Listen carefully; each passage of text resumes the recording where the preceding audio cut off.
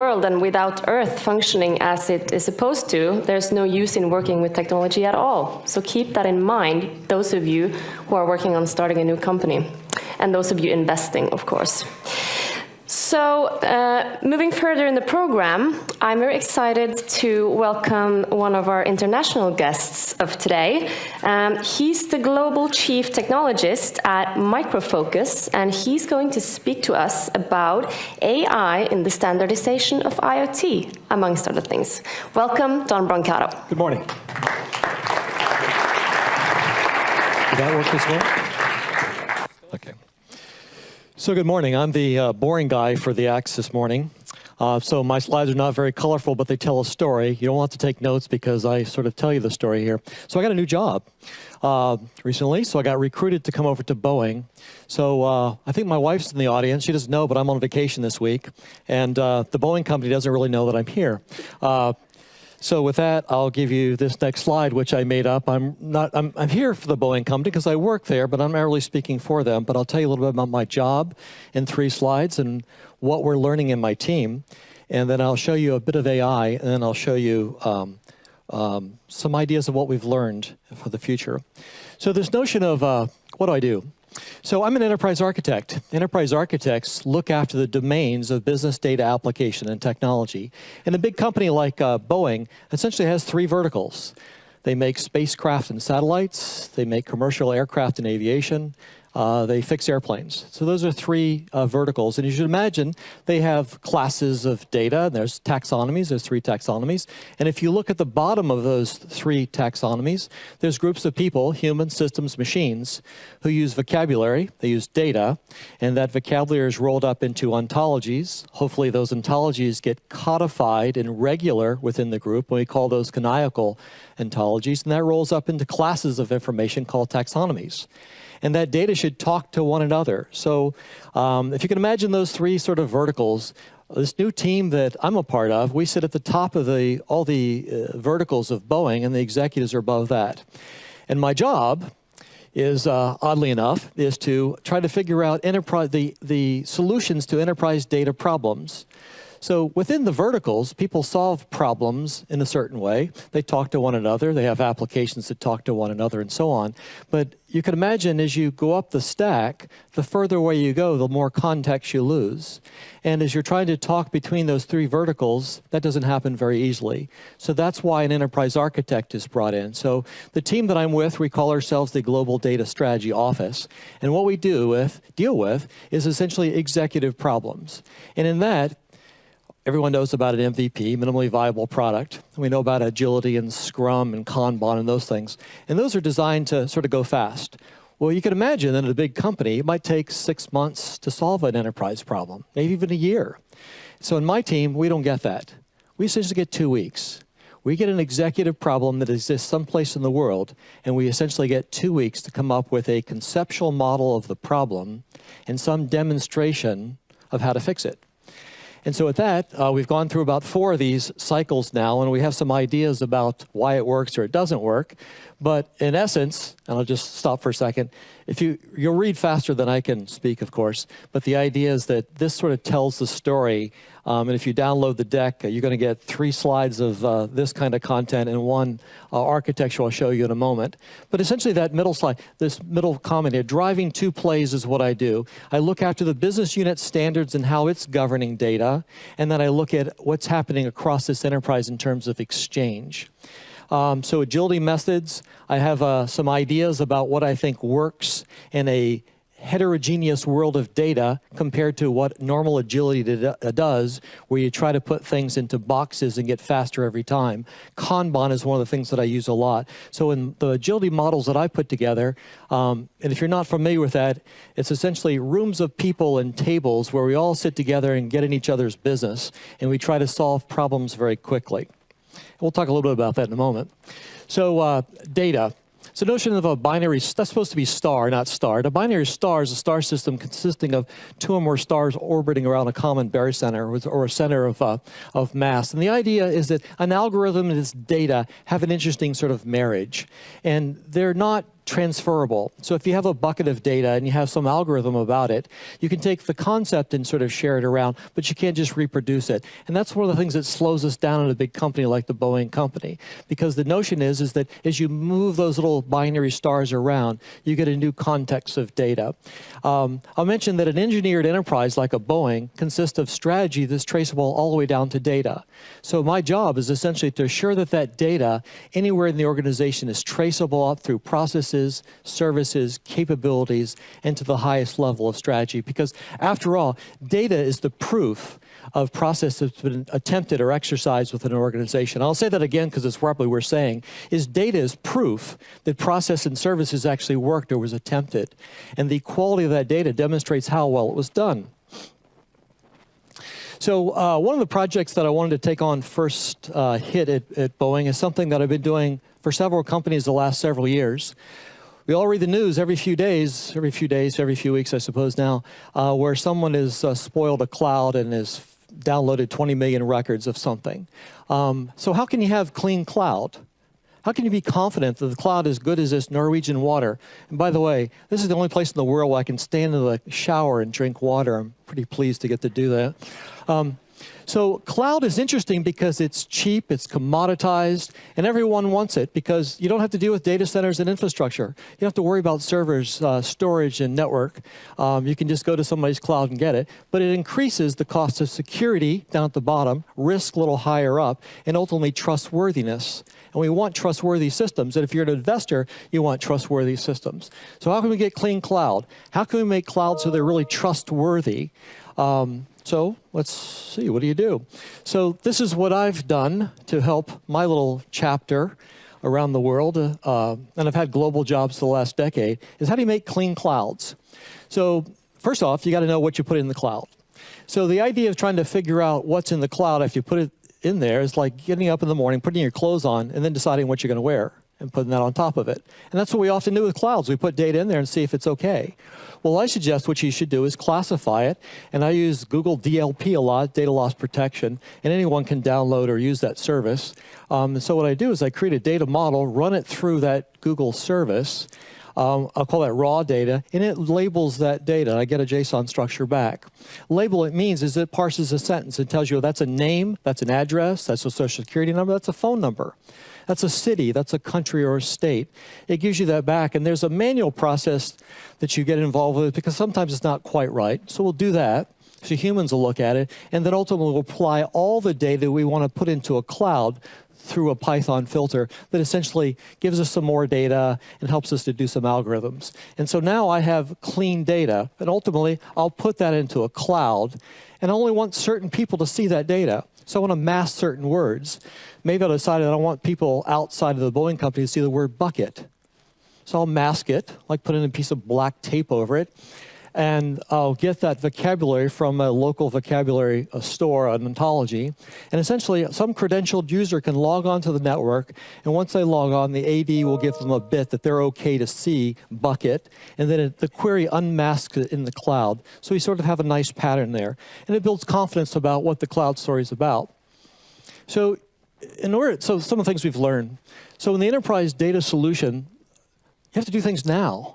Folks aren't going to wait for it. Hence, my office, they're not going to wait 3 to 6 months to get an answer. Things have to happen very quickly. So both siloed and enterprise data problems have to be solved and governed. I mentioned using hybrid agility models. It's not just Kanban. It's just not SAFe. It's just not agility. You have to use a little bit of all of the above in order to solve some of these problems. We're at the early end, I think, of this story of understanding the value of data in the enterprise. It's not like there was a slide earlier about Carl Benz talking about there's not enough drivers. Well, there's not enough people that get the value of data and how it traces through to strategy, or how to use AI in order to prove the value of data. So standards are required. And so it's sort of funny, I mean, everyone here probably knows it. So in Norway, you have these two little great holes in the wall that stick electricity in. You go with the US or something else. Someone told me recently it takes 19 plugs to drive an electric car from Edinburgh to Istanbul. Seems sort of seems unreasonable to me. So we need to have better standards that are global in order to minimize the data variance that we see globally. Vocabularies, I'll use that word canonized ontologies or semantic ontologies. You haven't heard that word yet today. I hope you hear it a lot more. The notion is having a set of vocabulary that's commonly used, and when we're not using that vocabulary, we get an event associated with it. It helps us to be able to forecast better and to use AI more efficiently. Standards are great, I mentioned that, and the notion of getting days in order to solve things. And so this notion is that in the world of development, we've often given ourselves a lot of time. In the world of data, we have to go faster. And so one of the things that I'm thinking a lot this year about is if it takes me 2 weeks to solve a problem, could I really do it in 2 days? How could I apply AI around the BOEING company to go even faster than a week? So learning. So AI has to be part of a culture. And so I'm going to start from the bottom of the slide. So how many people are over the age of 40 and have forgotten calculus? Welcome to my club. So guess what, folks? You need to sort of make your own little personal rule that you're going to remember calculus and try to use it every week. Because I started using it the last 4 months because I've forgotten it for years. I realized, and you're going to see this afternoon when I do a talk, as I started to put it together, I realized I don't need AI for this. I just need calculus. What a wonderful thing to figure out. And so what you're going to have to do is you're going to have to learn algorithms. And so every week I try to learn a new algorithm. I have to go to Khan Academy and Coursera and those places and sign up to take more classes because I've forgotten things. And so as you get over 60, I'm one of the guys who, you had the list up earlier. Fortunately, my wife has stuck with me, but I've lost 2 rental cars in the last 2 years. How do you use a rental car? Well, as you get older, you forget these things. So you're going to have to re-educate yourself on these things about mathematics in order to use it more efficiently. IT, OT. If you don't come from the factory world, that's operational technology or OT. IT obviously sits above the edge with the business. There's a vast cultural differences between those groups. In the factory world, you've got AEs, IEs, MEs, EEs, those are engineers. And then you cross the edge, you have a different group of people. And they don't think nor operate in the same way. And as IT comes together with OT in order to have a common set of services, the idea is that all of us in the AI world that expect to use machine learning to make our lot in lives more efficient or effective have to recognize how to work with those groups together. And in a big place like BOEING, that's certainly a thing that we have to deal with. I have specialized DTE labs. So if you're familiar with development, you'll know that dev test labs have been real popular the last few years. I use it with data. And so the data scientists, the data practitioners, the data engineers are sitting down in the same rooms and we're all working together to make this story faster. 5 whys is an old engineering thing. I raise kids that way. You ask them why 5 times, you'll ultimately get the truth. That doesn't work in these complex enterprises. You'll need to use AI in order to pull this off. And so we've heard artificial intelligence being batted around a lot. I use it as a machine learning. I grew up with it when I first started my engineering career using Lisp-based processing. I was a Lisp guy, lots of parentheses if you remember that world. And takeaways, where are we making progress? Well, first off, data and AI and data science, and the difference between data engineering and data science. I mentioned the OT space and the requirement for standards. Standards help to minimize data variance and quality issues. AI is the way to go forward to deal with causal analysis, to deal with prescriptive analytics instead of predictive. I have lots of analytics that are extrapolated answers. I need to bolt them all together to figure out what to do in the future.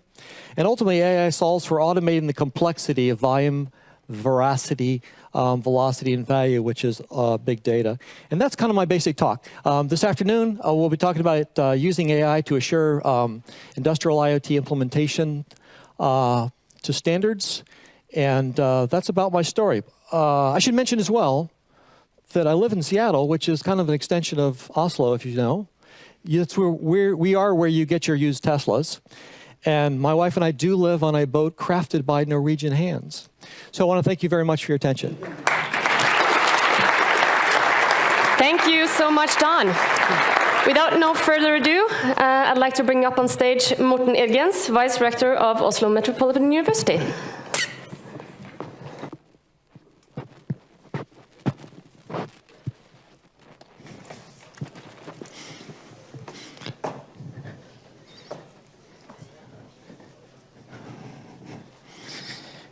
Hello.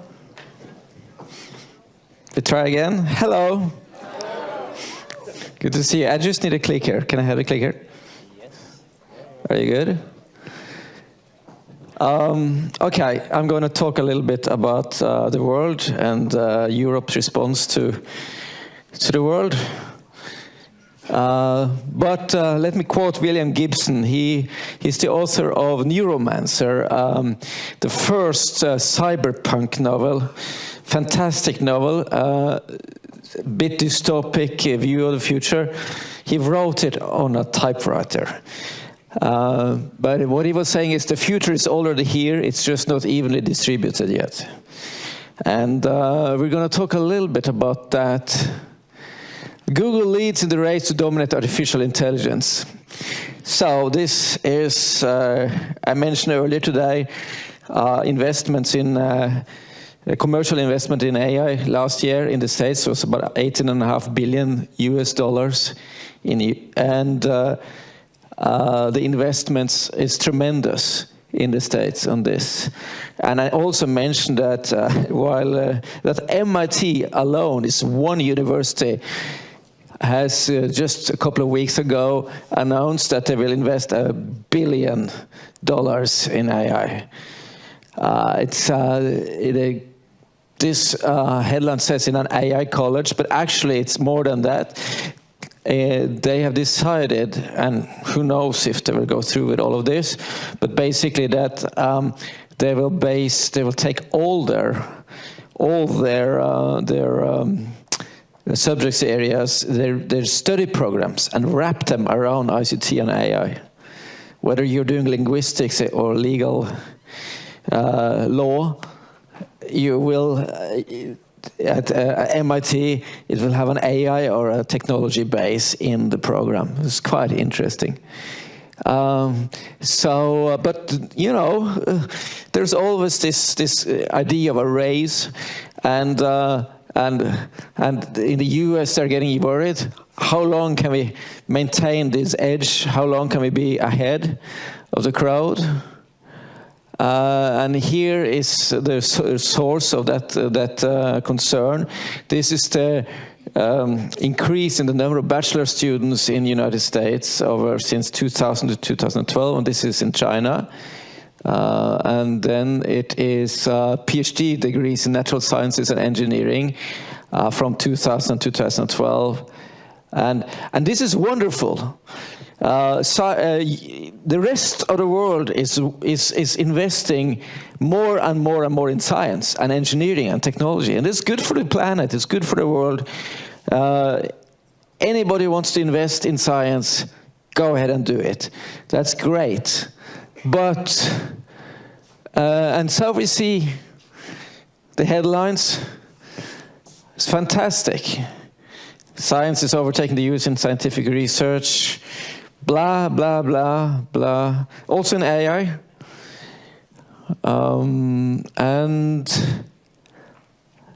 so, this is the view of the world today. No.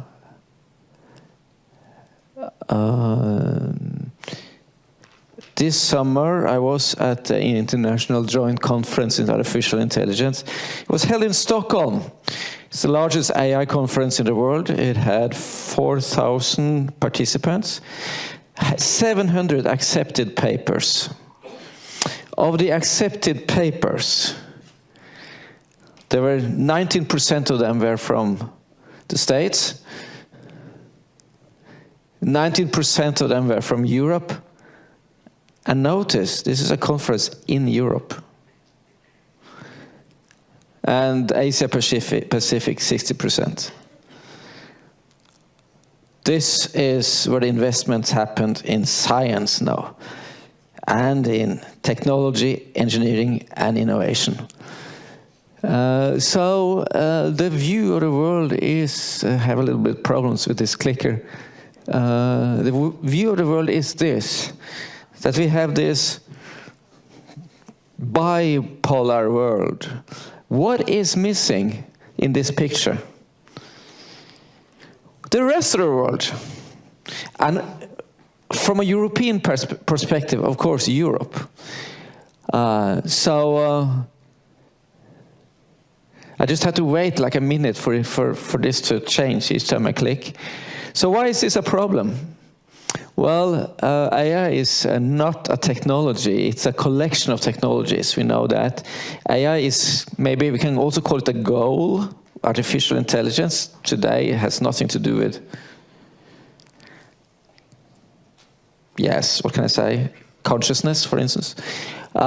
It's a field of study, it's a science, maybe. But more than anything, AI, we should not think about it as a technology, it's a resource. Google CEO compared it with electricity. From a European perspective, you could say, oh, great that United States, the companies there are just taking over the world with this technology. Great that China is investing so much in the scientific base of AI. Fantastic. And we can do something else and be good at that. And that, you know, the problem with that is, if AI is like electricity, with that, it's meant it seeps in everywhere.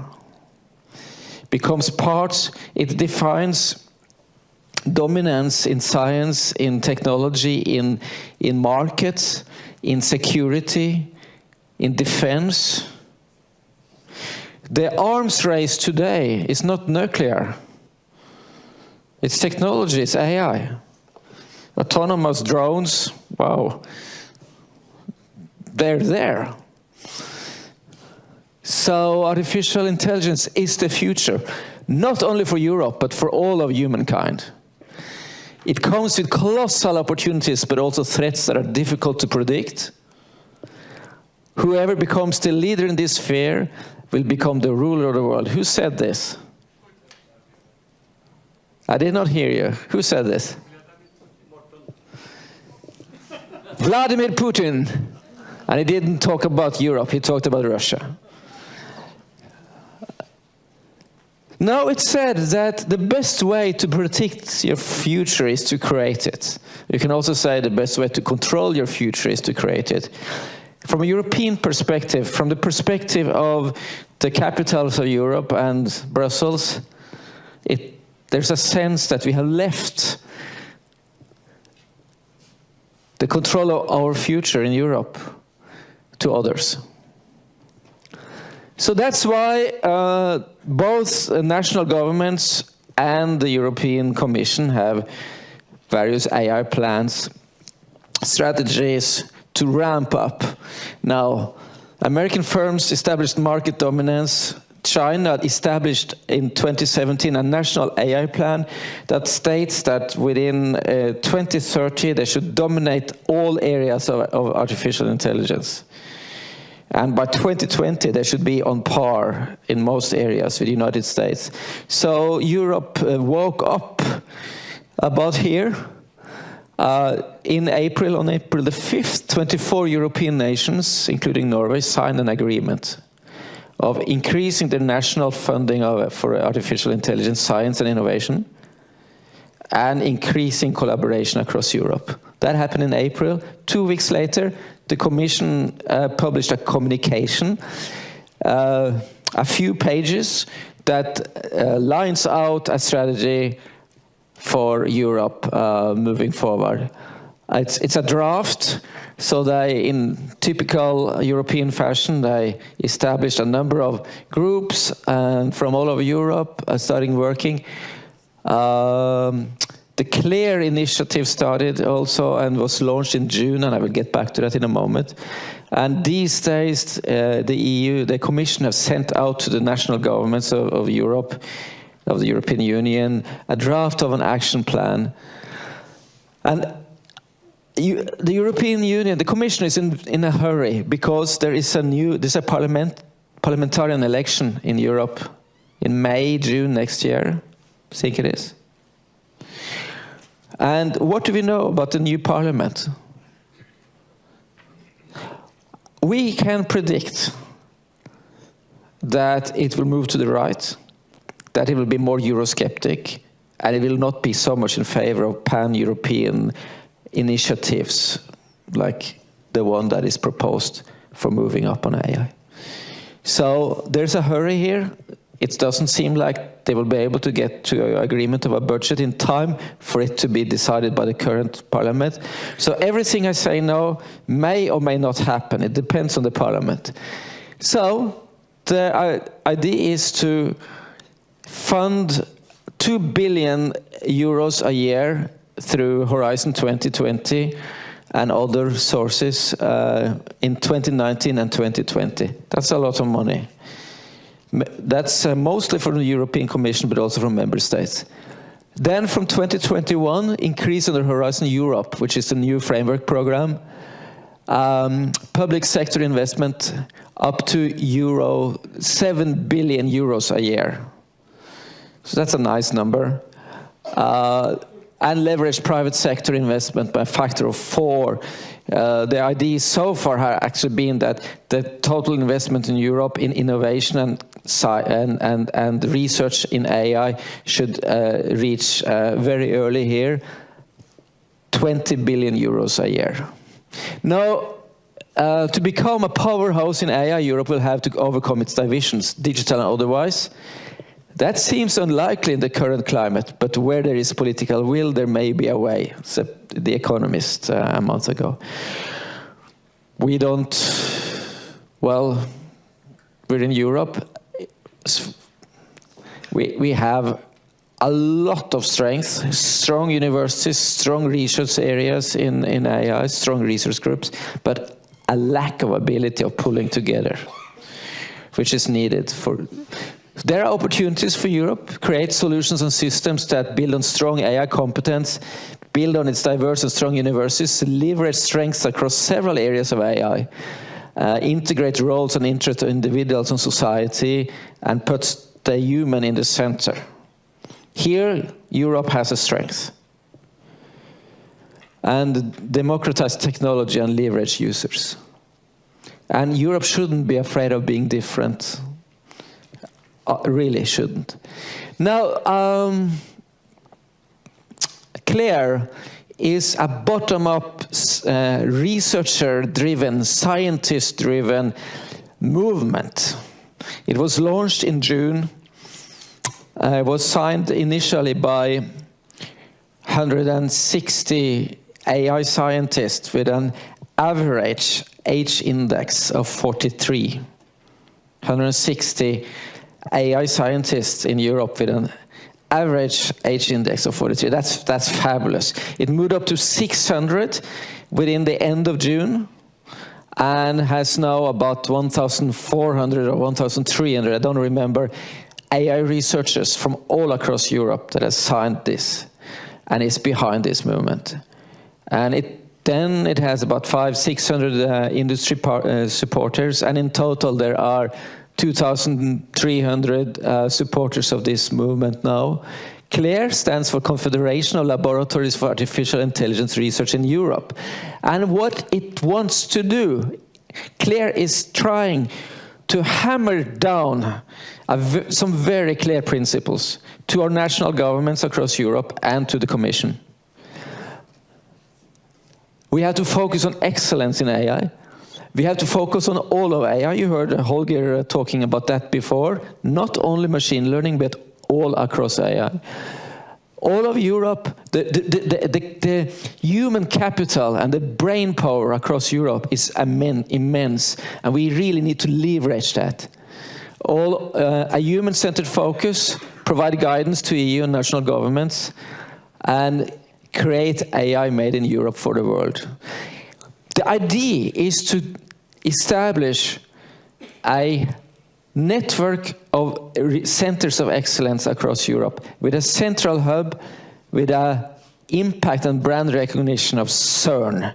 Basically, we need Google style or Google scale infrastructures and a place where researchers and scientists from across Europe can meet and work together for periods of time and then go back to their research centers nationally and regionally. So I think I have to go, I've been told. So I will just say thank you very much and go to clear-ai.org and sign up. Thank you very much. Thank you so much, Morten. Just go there, he'll help you. Okay, so we have one more speaker left before we break for lunch. After lunch, we have a continued amazing program with several keynotes and the Shark Tanks, so I encourage you all to be back in good time. I would like to welcome a man who many of you may know. He has over 35 years of experience in the IT industry, nationally and internationally. His name is Jan Sollid. Welcome to the stage. Thank you. Hello, everybody. I will share with you today how in my life technology has made a big impact on my 16 startups and how AI is driving new technologies at a pace we've never seen before. Since my first company that I started in 1983 while student at Norwegian School of Management, the first meeting I had with disruptive technology by introducing the personal computer to the Norwegian marketplace. We ended up being the fastest growing business in Norway in any industry in the 80s. I have, besides looking at this, listening to this sound, I will know immediately if the sound was there.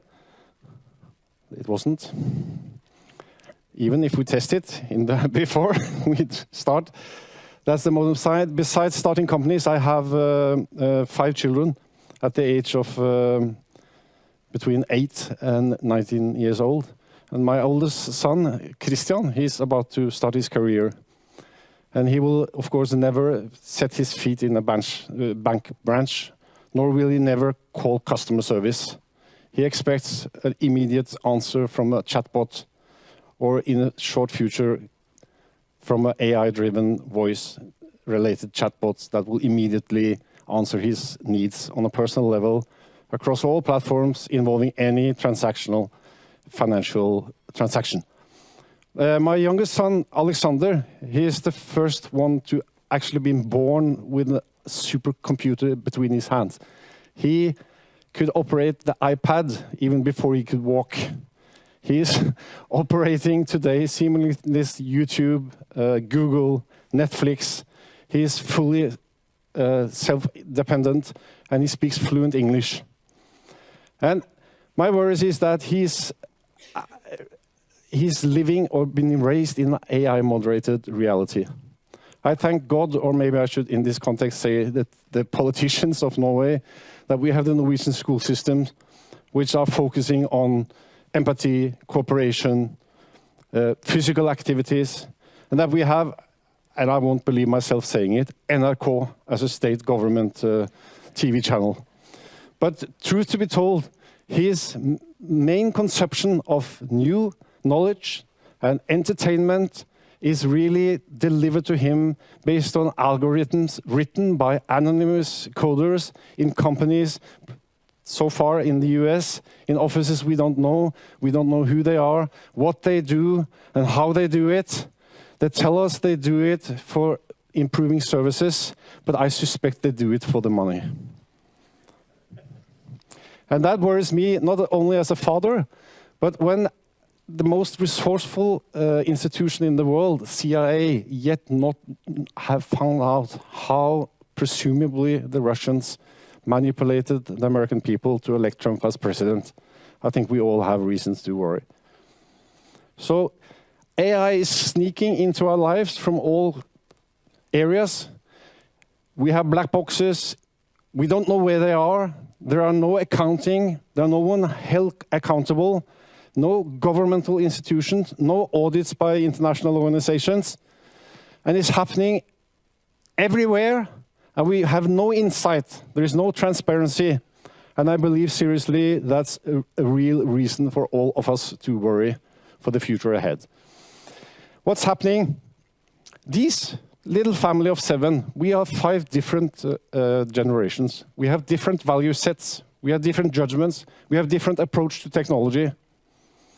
These people we all meet in our job relations today. You will meet them as your co-workers. They will run your startup.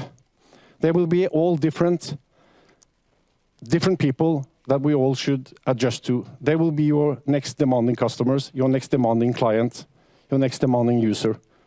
They are all different. I know them all.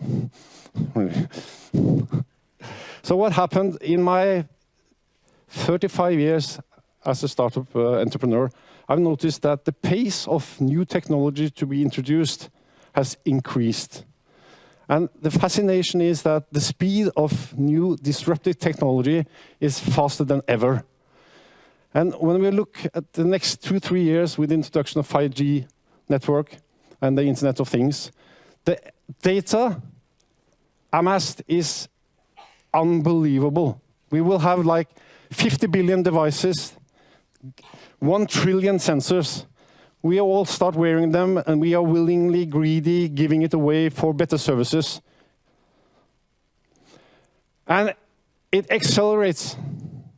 And as we know, as many say, data is the new oil. The good news is that oil is heavy in infrastructure investments, are very costly, and the wealth amassed is for the very few. The world is full of unstructured data, which is the fuel for a good AI, and it's up to us all to utilize it for the betterment of humanity and to actually make the wealth available for more than the very few. So what's happening? Just a little bit more than 5 years ago, only one of those companies were among the 5 biggest in the world, and that was Microsoft. The rest were in energy and finance. And look who's coming, as a few others have mentioned, the Chinese. They live on this simple idea that if it can be automated, digitized, and self-served, then we will make a service that does this. If not we, some of our 100,000 partners or startups will do it. So the first thing I tell any small business, or for that case, any big business, take a close look at what you're doing. Can it be digitized? Can it be automated? Can it be self-served? Well, do something about it. If you don't do it, you can be sure that somebody else will. And soon. I'm amazed when I look back in on my life, how many things that has been digitized and where the hardware has shrinked in size, and all that has been put into this small little friend of ours, the supercomputer we were. I counted 40, I did the math. I counted 40 physical objects that has been actually replaced by my supercomputer. And the fascinating thing is, if I tell you that this exponential growth in computing capacity and the decreasing size of hardware, this trend is continuing at a fascinating speed. So in the near future, we will see that the cost of health care, education, even transport, law services will go against zero. Even energy. And when I say that, my wife is angry because she's at the board of one of the biggest energy companies in Norway. But that's the trend. And if you shrug at that, I say, look back a few years and see what happened. Entertainment has become free with YouTube videos. We have music for free with Spotify. We can download thousands of free apps to solve almost any problem. Even advanced open AI software is available for free. Storage is free. Computing power is almost for free. And that happened just a few years back. So look what's happening to come. And if the platform owners and SpaceX delivers on their promise to deliver internet access to the rest of the world, and not our modem sound that you didn't hear, but 5G network, high-speed internet, we will have 3 billion more people online in a few years. Think of all the talents that we will discover. Think of all the new customers we will meet. And think of all the competition we meet as well. Because a 10-year-old female girl with a supercomputer in her hands in the slums of Africa, she will have access to information and software and computing power more than the Harvard professor had just 5-10 years ago. And my hope, and I believe, even the price of the smart computer is going down. I bought this on Wish a few weeks ago. It cost less than 20 euros. And it's a very good, I didn't believe my eyes when I saw it. And then I was thinking, how many producers are there really of smartphones in the world? So the cost of this supercomputer is also going down. So AI is driving technologies at a speed we have never seen before in humankind's history. All technologies, sensors, smart homes, smart cities, 3D printing is turning upside down the value chain. Maybe we are in the future very close where we don't look at the price of objects, we look at the cost per kilo to print at our home or in our offices, whatever we need. And those of us who are still willing to flash a brand, maybe we are willing to pay an extra $10 to get Nike on our new shoes printed. We have robots, we have nanotech, we have biotech. And the fascinating thing is that all technologies that are transformed into information technologies, they seem to have the same exponential growth. So I heard one said he was 150 as a goal. I'm always saying I'm considering retiring around 120. So I think a few of the statistics we have been shown is maybe not correct. So DNA is, CRISPR is very exciting. And of course they blockchain technology. And for those who doesn't believe in exponential growth or believe that we have physical barriers, they invented quantum computing. So the guys who claim to know what they're talking about, they say they don't see any foreseeable limitations to Moore's law the next 10 years. And just imagine if we can double the capacity the next 2 years of all that has happened in humankind's history before us. The next 2 years. And 2 years from now, we double again. That's quite amazing, I think, and scary. So when you talk about AI, it's, of course, the reason I've been talking about AI for 30 years. It's been around. But not much has happened. It's overpromised and underdelivered. But a lot has happened the last 2 years. And if the speed follows the next coming 2 years, we're living in an exciting time. So what we see now is the big question. Can AI actually perform as good as humans? In certain areas, yes. Will we have artificial intelligence at par with human levels?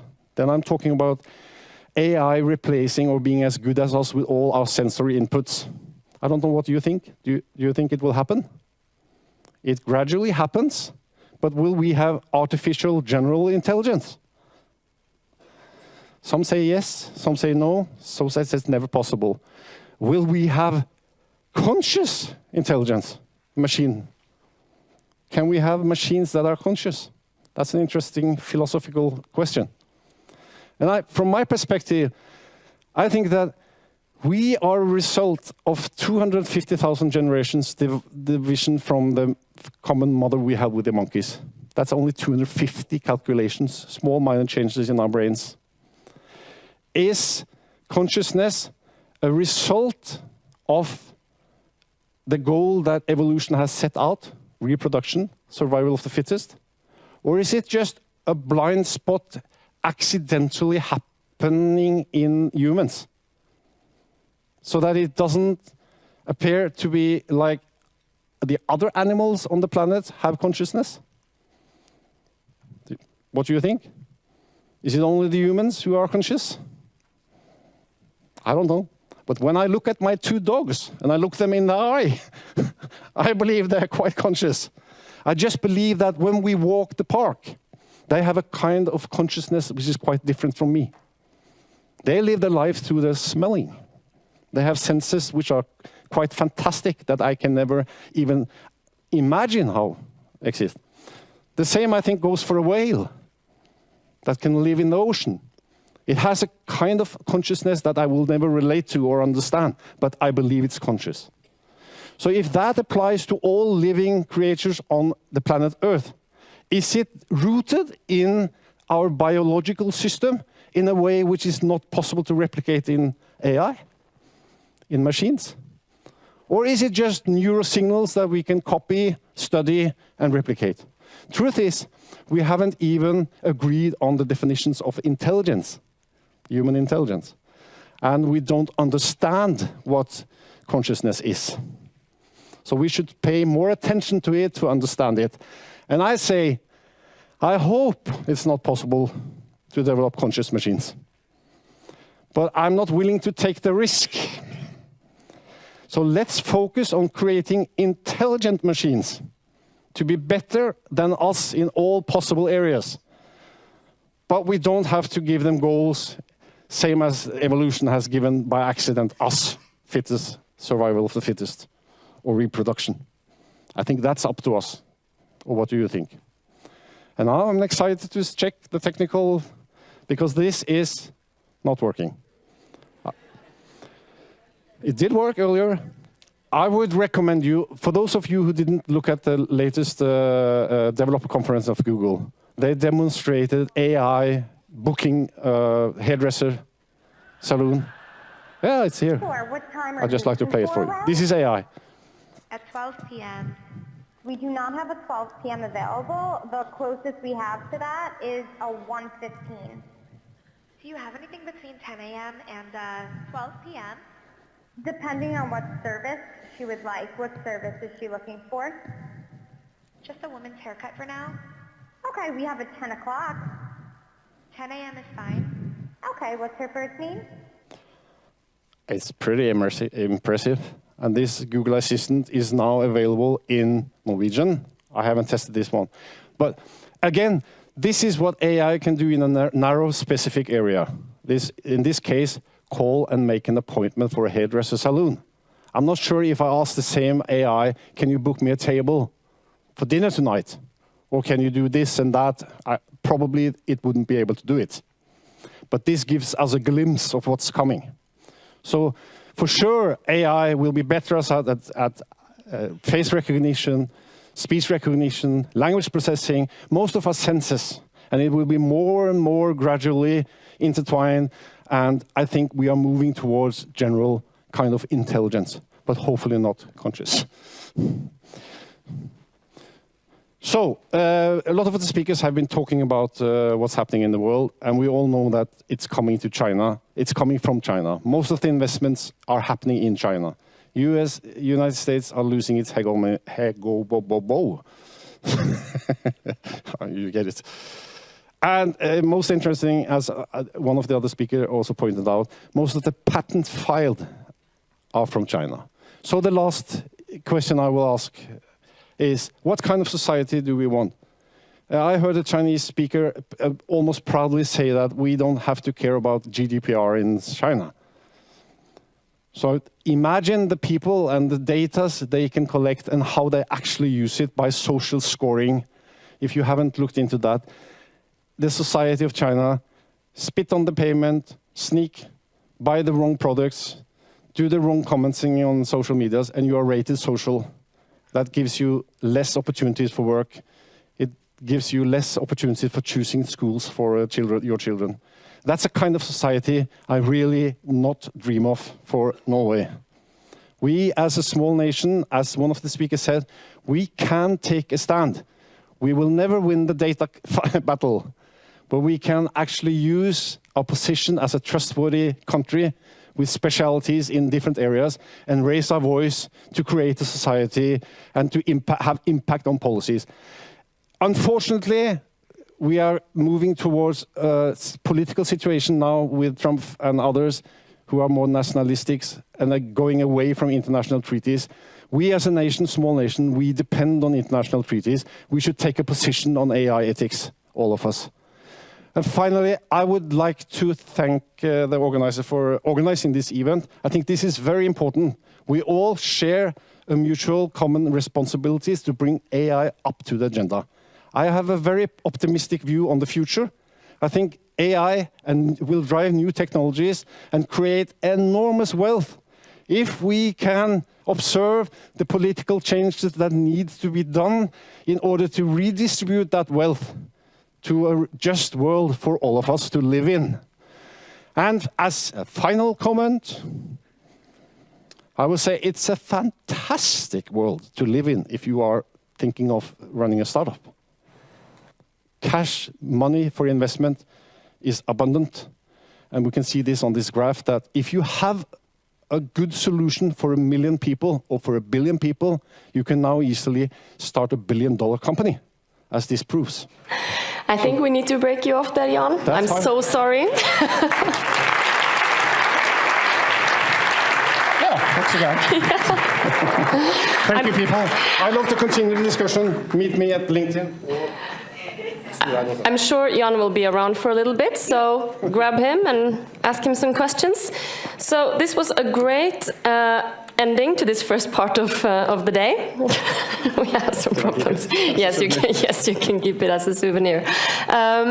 We're having a lunch break until 12:30. So be back in this room 12:30 sharp, where we'll continue with a few speakers and then going off to the Shark Tanks. Thank you so much, and thank you, Jan.